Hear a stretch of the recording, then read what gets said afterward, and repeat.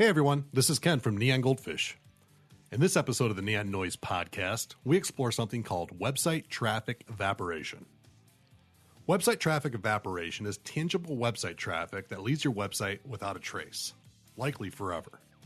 No phone call, no form submission, no demo request, nothing. Its likely cause is lack of direction for the website visitor, oftentimes coupled with the misconception that every visitor to your website is ready to buy your services today. We hope our conversation will help you figure out ways to convert more of that website traffic you work so hard to attract into leads and customers. Enjoy.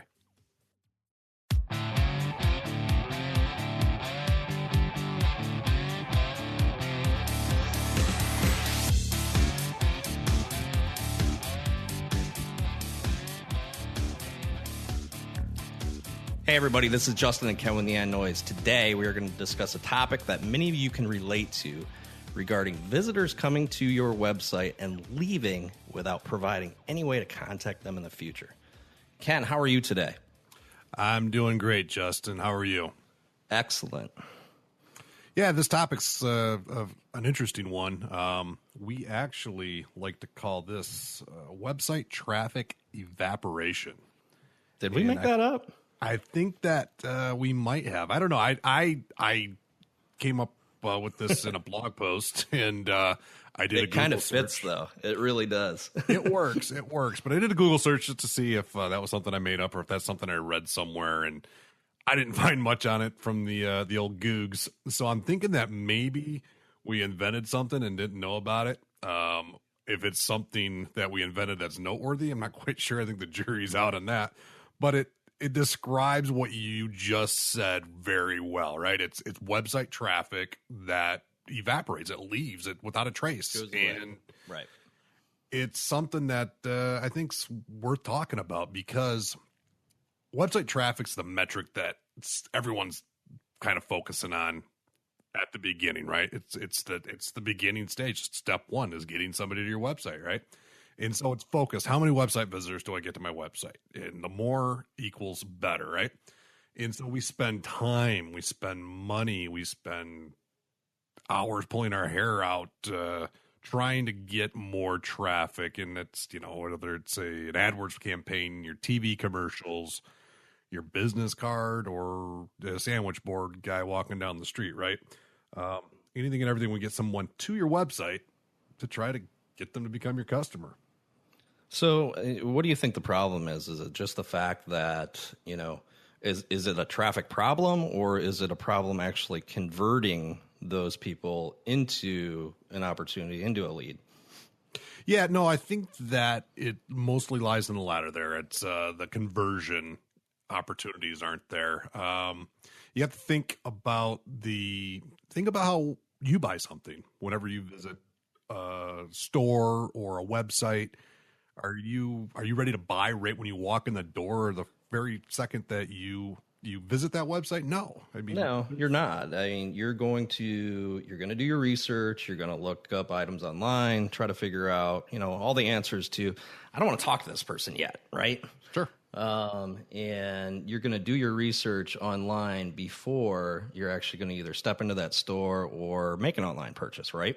Absolutely. No, and the majority of the visitors coming to your website, they're not ready to talk to you yet. I would say 95%, there's stats all over the place, but I would say 95% of the visitors coming to your website do not want to pick up the phone. When you think about that, you really, really think about that number, and, 5 people out of every 100 people that come to your website actually are ready to talk to you today. That's a huge number. Right. And what happened to those other 95? And that's what we want to try to solve, right? Is where the other 95 How can we gather some of that information from those folks? What can we do?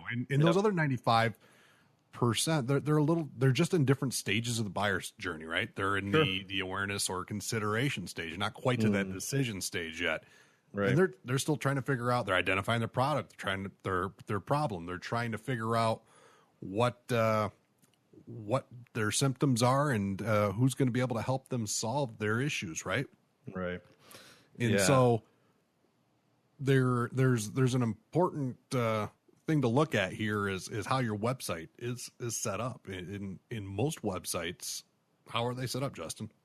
Yeah, I mean, you think about it, and what's typical on a website for conversion opportunities that they currently have are they're just minimal. You don't have a lot of opportunity to gather information. It's a contact form, it's a buy now button, stuff along those lines. Where if I'm just starting off and I'm trying to find information about a product or a service for whatever it is that you offer, I don't have a way to give the website owner my information in order to gather that information. Does that make sense?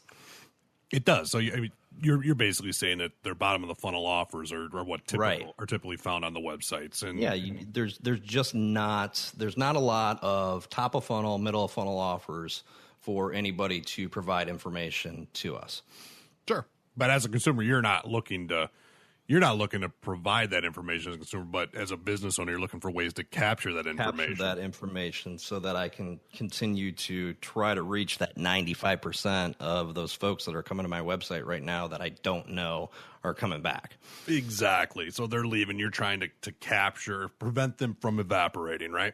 Correct. Absolutely. And so with that, some of the things that we can do to help capture their information, we use gated offers. I know that you'll hear people say, I hate when people want my email address to download XYZ, right?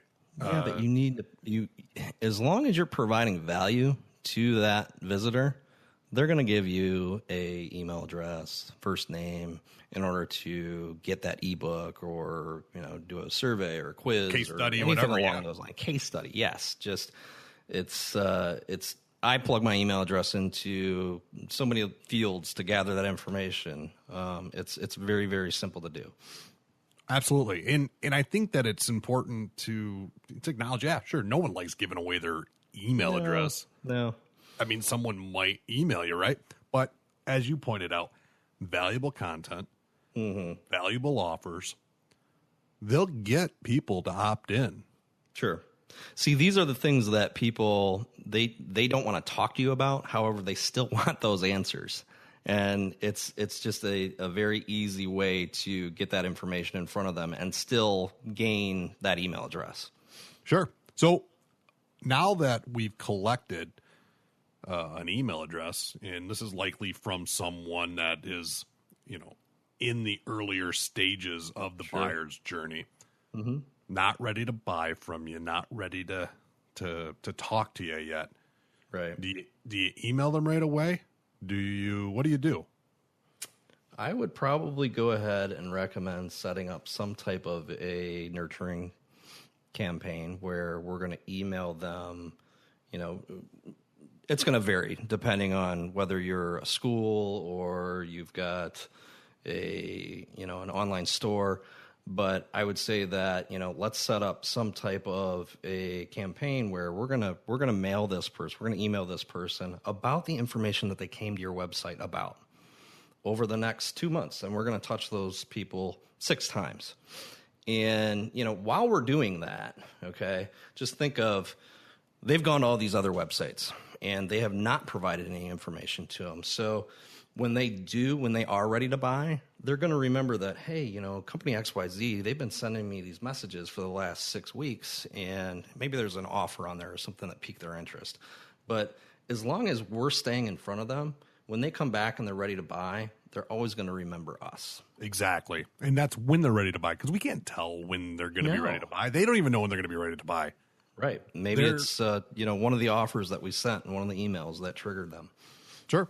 I mean, here's a great story. I just bought a new set of tires. Fun, right? No. No. All right. So my tires and roofs and everything. Those are just, there's no fun in that. There's no fun in it. Money out the door.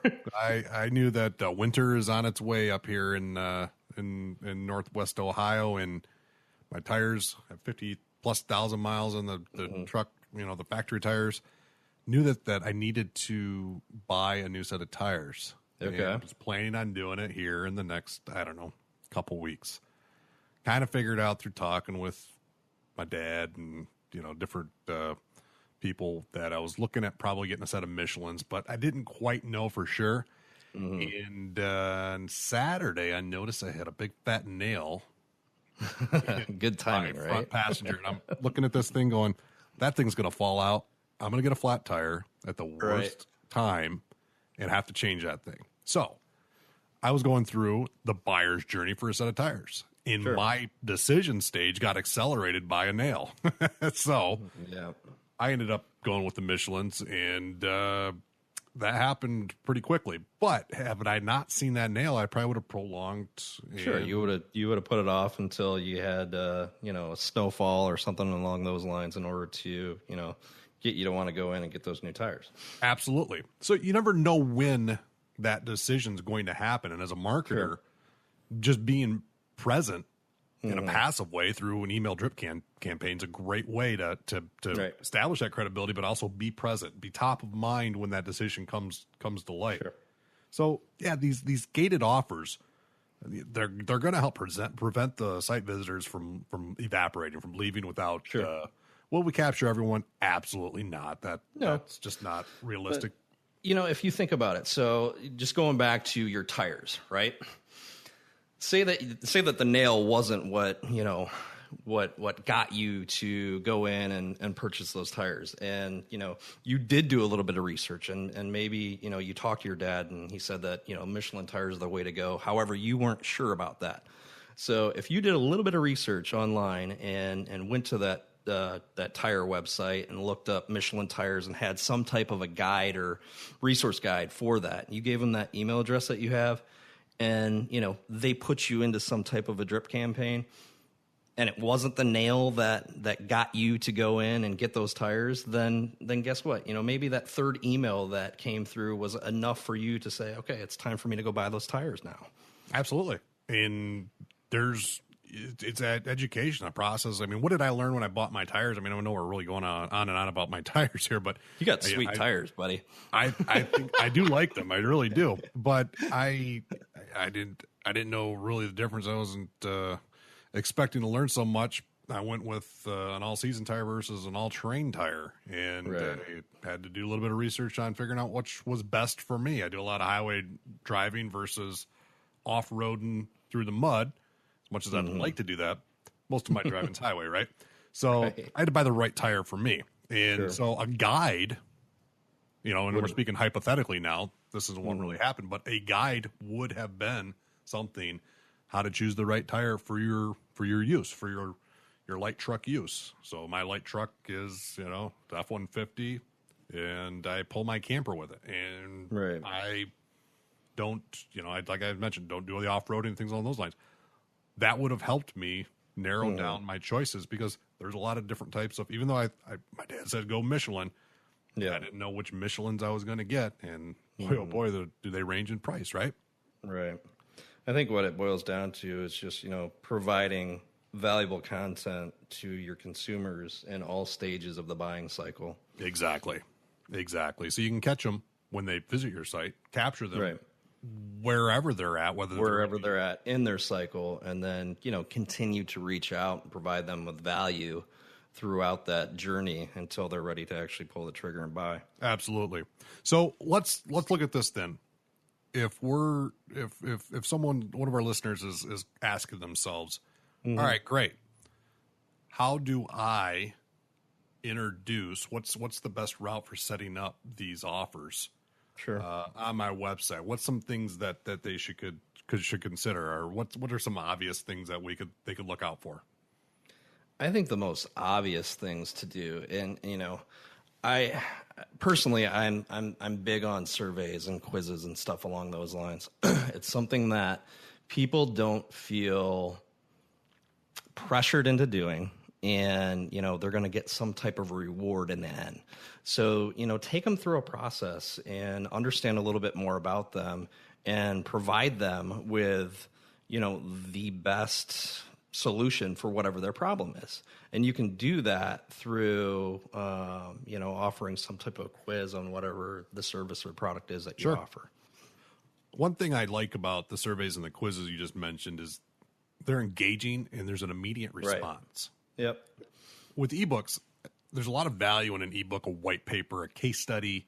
Sure. But depending on their length, it might be something that you download and you don't get to right Get away. to it. You might read it later on or something along those lines. And again, I think that plays into. But the one thing I really do like, and I think why you see a good response or strong conversion with a survey or quiz is that immediate response, that engagement and immediate response that I'm going to fill out these forms or answer these questions and get some type of immediate feedback. Sure. I think that I saw a really good quiz, or actually I think it was I don't know if it was a quiz or a survey, but on how to select the right hot tub for you. And you went through a series of, I think, around like 10 questions or something along those lines. Right. And if I'm looking for a hot tub and I have no idea on, what the best hot tub is or any of that information, this takes me literally 5 minutes to get through, right? I go, Right. I fill my questions out, and in the end, it gives me, 3 options that here's the best hot tubs for you. These are the reasons why based on the information that you provided to me. And, you see that information right away. You collect that information right away. And then if it's something that you're not ready to buy today, I'm probably not going to buy a hot tub today. Right. However, after I select and plug all my information in there, then, that consumer can, is going to get information based off of whatever it is that they selected on that program. Sure. So it did the research for you. Right. They did all the research for you. That's awesome. Instant gratification as a consumer. Can it get any better or not? No, it's great. So, all right, Justin. One thing that I think we need to touch on is a call to action. Really, absolutely, what one is and how it plays into a website visitor. Actually, because that's the thing. A call to action or lack of call to action has a huge impact on if your website traffic visitors convert or not. You got great conversion opportunities on your website, but if you don't tell them, if you don't tell them what to do, they're not going to get to that landing page and be able to fill that information out in order for you to gain that information. Exactly. So the clear, concise direction that's prominent in their face, above the fold, or multiple calls to action on a page, right? How many calls to action? What is typical? What is good? Is it 2 calls to action on a page? Should I have 5? What is a good number? That's a great question. And the right answer is yes. I mean, it depends on testing and conversions. Obviously, you want to have one clear, concise direction per page, right? But you can have more than one call to action. One prominent, one that's secondary. So let's say that you came to, let's say you had a blog post that was on website traffic evaporation, right? Right. And you had a call to action. What would you have? What would your CTA? What would your call to action be on that blog post?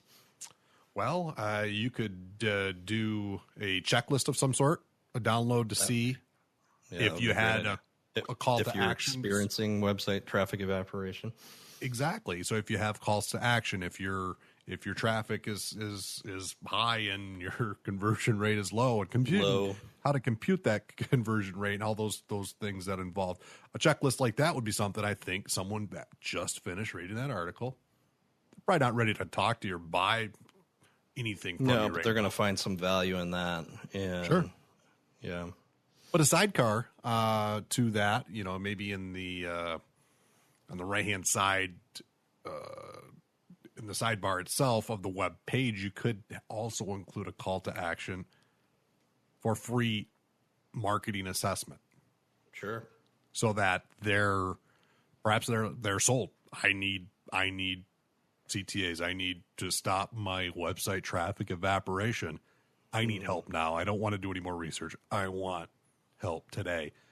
They're straight to the bottom of the funnel. They want to chat, right? Yeah. So that could be the instance where you'd have a secondary call to action, right? Yeah, that would be great. So what form do these calls to actions typically take, though, Justin? Are we talking, are they only buttons? No, I mean, your CTAs can be anything from a button, yes. You can have a nice graphical banner. You could do a nice video. Just making sure that we're instructing the visitor on exactly what they should do and where they should go next.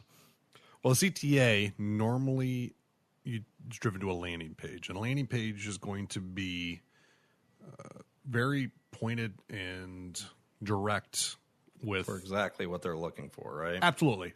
You want to say... So some general... I've had people argue with me on this. I have to disagree, but I think a landing page should be void of a phone number, of navigation, anything that's going to distract them away from why they got there. It should be a page within your website that is linked to from your call to action that is specifically about the offer and continuing the process of the CTA, right? If they want, if you're trying to get them to fill out a form to get a free marketing assessment, then take everything away from there. Don't dangle another carrot in front of them that can distract them. No reason to. Right. Think about the dog from the movie Up, where he's a squirrel. You know, it's so easily our consumers distracted, and we've had them right there, and then all of a sudden, poof, we gave them something else to look at, and they're gone. So the landing pages really, in my opinion, and I think you agree with me on this, Justin, need to be very concise and direct. Absolutely. I completely agree with you.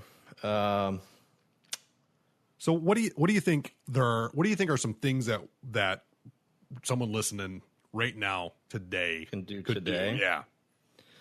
I think just to start, there's a handful of things that you could do, but just paying attention to your metrics. Pay attention to your website metrics. Do you know how many people you are converting right now? Are you converting at 5%? Are you converting at 3%?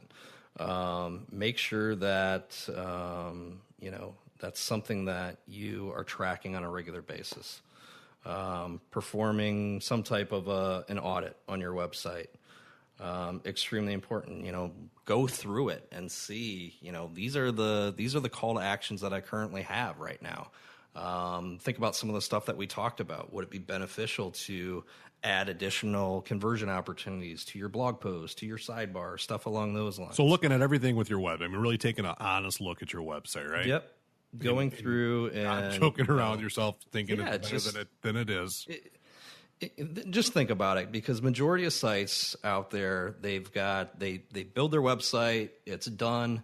They put their content on there, and it's the same thing for 12 months, 2 years, 3 years. It's the same exact information. You're not doing anything in order to increase those conversion opportunities. Go through and do a thorough check on everything that you have going on.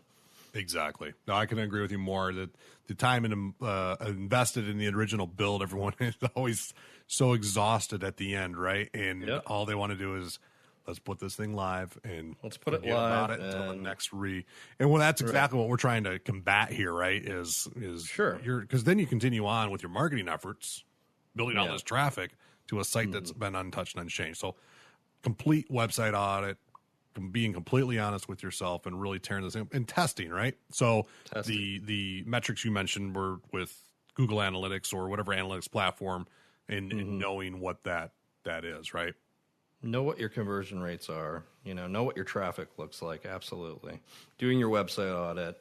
And then I think just, after you've gone through those steps, it would be to, formulate some type of plan, some type of strategy to start getting those, new pieces of content, resources, and whatnot in play. Sure. So identifying what you think would be valuable content. Obviously, we're trying we're going to gate these offers.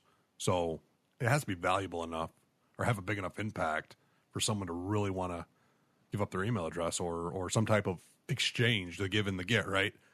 Exactly. Do we have anything to give away today? Do we have anything to give away today?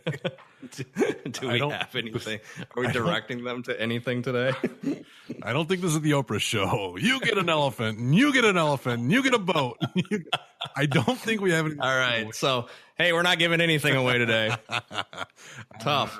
Fun stuff. Yeah, we'll, I think Applebee's gift card for some riblets, maybe. All right. A chocolate sundae at Sizzler. We'll figure something out. Very good. All right. So, bottom line, just to recap a little bit, pay attention to your website metrics, do your website audit and, figure out a plan to start creating some new content. Absolutely. Without a doubt. And then, and as far as giveaway, I guess we could direct them to our show notes, right? neongoldfish.com/podcast. That's where you can go, and we'll have some type of goodie there for everyone. Awesome. All right, guys, we're out of here. This is Justin and Ken with Neon Noise. See you next time.